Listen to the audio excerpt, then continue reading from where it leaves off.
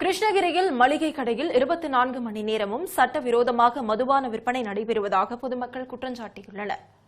கிருஷ்ணகிரி மாவட்டம் மத்தூர் ஒட்டப்பட்டி கிராமத்தைச் சேர்ந்த ஆனந்தன் என்பவர் மளிகை கடை நடத்தி வருகிறார். இங்கு அனைத்து விதமான மதுபானங்களும் குளிரூட்டப்பட்டு கள்ளத்தனமாக விற்பனை செய்யப்படுவதாக கூறப்படுகிறது.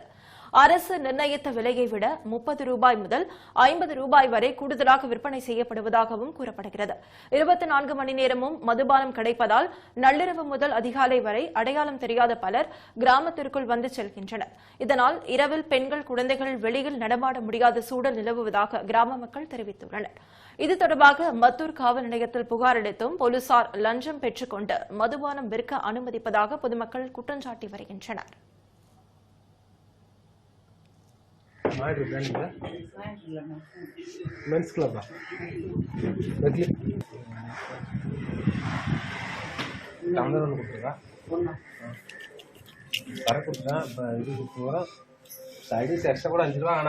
பீர் என்னக்குதாங்க